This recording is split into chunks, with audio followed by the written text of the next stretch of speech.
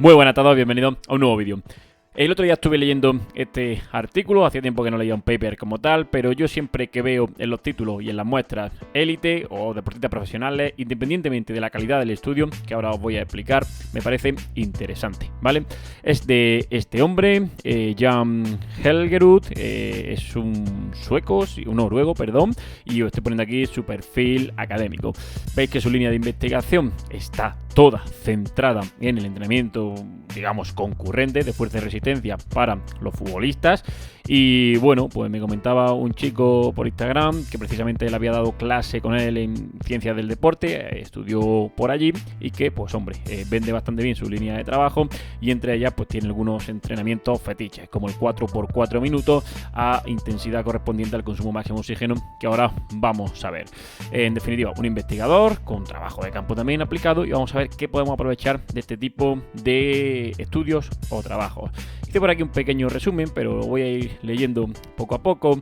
Y bueno, lo interesante de este trabajo es que, si bien no es de una alta calidad metodológica, lo que nos interesa, repito, no es tanto cómo está hecho, sino la muestra y los datos que nos pueden ofrecer esta muestra.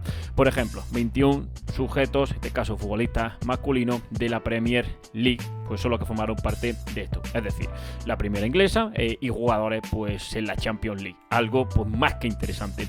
Porque este estudio es de mala calidad o malo metodológicamente, pero a mí como entrenador a pie de campo me aporta bastante información. Pues muy sencillo, por la muestra, ya lo dije, por el tipo de jugador que tiene, porque nos da datos que no es habitual ver normalmente. Todo es con trabajo de chicos más jóvenes, y bueno, con gente más desentrenada, que realmente pues las condiciones en las que se hacen los trabajos no son aplicables, pero en este caso pues sí que podemos hablar de deportistas de alto nivel en el fútbol, es decir, son buenos, juegan bien, ganan, están a ese nivel. Ahora hay que ver físicamente, porque el contenido atlético, la capacidad atlética que tengan, pues difiere lógicamente de los que nos dedicamos a otros deportes o hacemos o buscamos, digamos, de alguna forma el máximo desarrollo físico, pero el fútbol pues ya sabemos que es un deporte como otros deportes colectivos donde intervienen más cosas y hay que tenerlas en cuenta.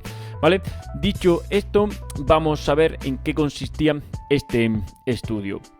Este estudio, repito, no era bueno porque no es un estudio controlado. Es decir, que al ser precisamente de este nivel estos jugadores, pues solo permiten que los observen y que los sometan a un entrenamiento un par de veces a la semana dentro del trabajo que ellos hacen habitualmente con el equipo, y tampoco permiten ese equipo, por el nivel que tiene, porque tiene un objetivo muy claro, porque cuestan un dinero, que se aleatoricen las cosas y que se haga una intervención diferente en cada grupo de trabajo, o que se hagan varios grupos de trabajo dentro de esa muestra para determinar los efectos reales de un entrenamiento o no. Me explico.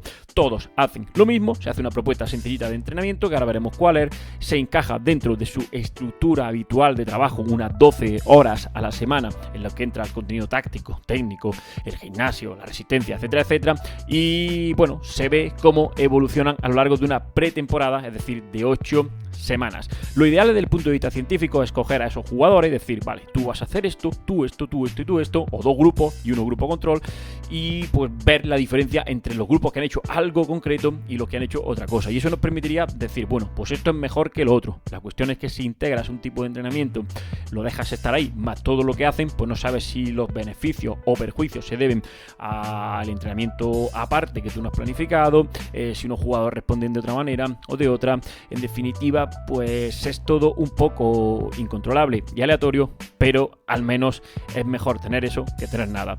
Y lo que sí nos interesa pues son, por ejemplo, estas tablitas, ¿vale? Estamos viendo valores de consumo de oxígeno de deportistas de Premier League, cosa que creo que no es fácil encontrar. Nadie sabe exactamente qué consumo de oxígeno tiene Cristiano Ronaldo o Sergio Ramos o un jugador Ansu Fati.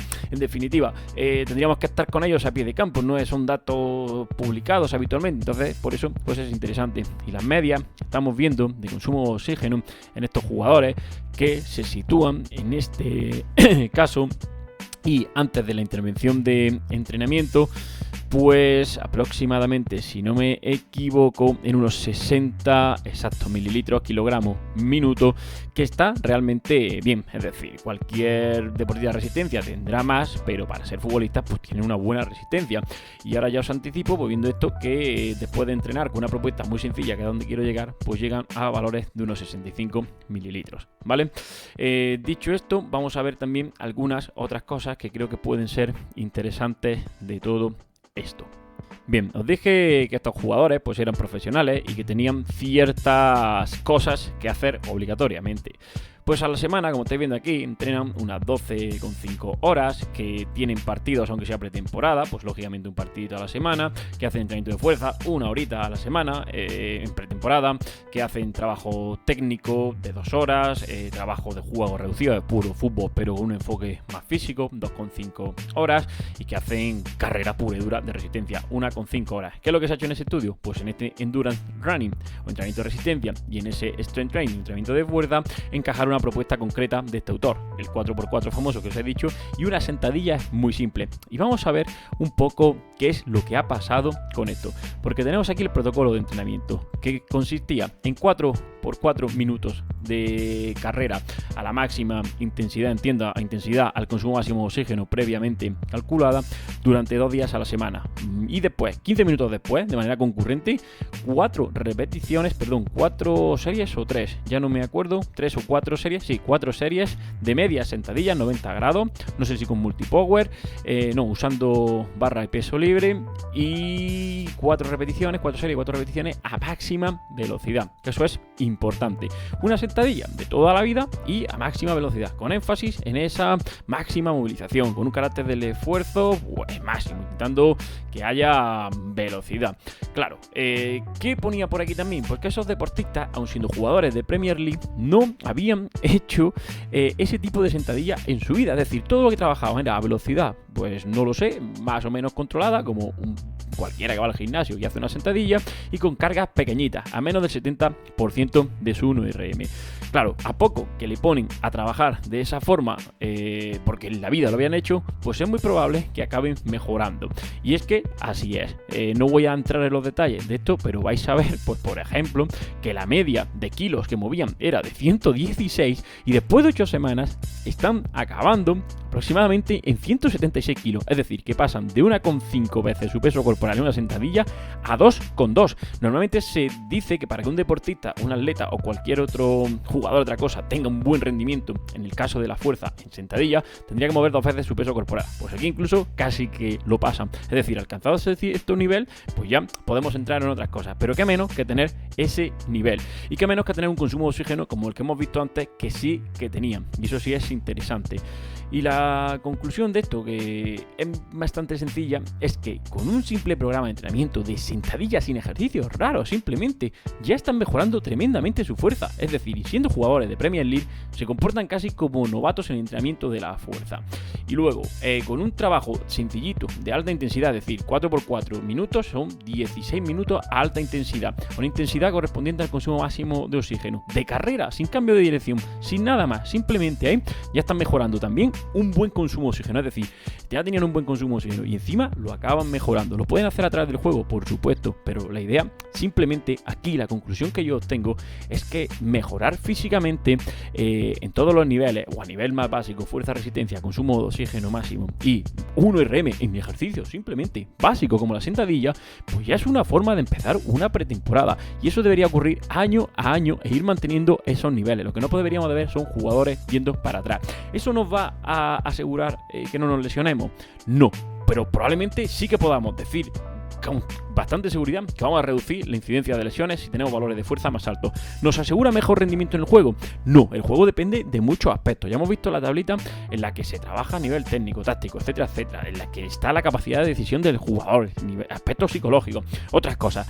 Pero en definitiva, más resistencia, más fuerza, es más probable también que el rendimiento mejore. Y ahora hay cosas muy claras de las que ya he subido vídeos también. ¿Es obligatorio conseguir 2 veces mi peso corporal en una sentadilla? Pues no, pero si lo tengo, es más probable también que alcance altos niveles de potencia para saltar, para sprintar, etcétera, etcétera. ¿Corremos o sprintamos como un velocista en el fútbol? No, hay que hacer más cosas, pero si eres más rápido, pues tendrás más posibilidades también de muchas cosas. Si aprendes a correr como un velocista en parte, tendrás más posibilidades de no lesionarte los isquios, lo que no te asegura que no te los lesiones. Si mueves más sentadilla, tan simple y brutamente como aquí, es decir, hacer una sentadilla normal, es más probable que acabes saltando más y tengas más posibilidades de llegar a un balón, o que aguantes mejor una caída posterior después de un mal apoyo, etcétera, etcétera. La cuestión es que conseguir ciertos niveles, como nos está proponiendo aquí Helgerud, en términos absolutos, al menos 70 mililitros de consumo de oxígeno y 200 kilos en una media sentadilla, pues no debería ser difícil para la mayoría de los futbolistas.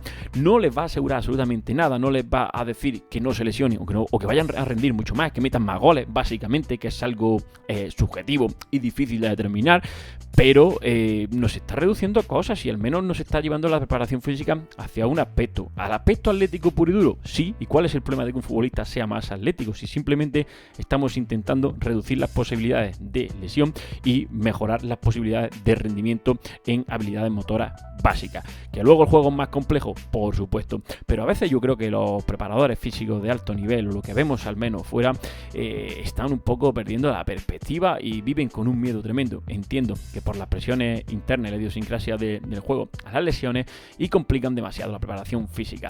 Yo no sé si me he enrollado mucho, si he llegado a meter demasiada información, pero la cuestión es que creo que me habéis entendido. Ser un jugador más atlético no quiere decir que vayas a ser un buen jugador, pero te da probabilidades de serlo, por lo menos de lesionarte menos y de rendir mejor. Luego, el resto de habilidades y talentos innatos que se tengan o que se hayan trabajado de otra forma, pues ahí no me estoy metiendo porque ni mucho menos puedo expresar una opinión pues objetiva y, digamos, fundada. Pero esto es muy simple. Entrenar es una cosa simple. Se trata de hacerlo todos los días, de querer mejorar un poco más, de poner intención e intensidad en ello. Por supuesto, de afinar y tener un plan. Y ahí es donde entramos los que sabemos un poco de esto, o al menos intentamos entenderlo. Pero en definitiva, ver a futbolistas haciendo las tonterías que a veces hacen, pues me parece un poco absurdo.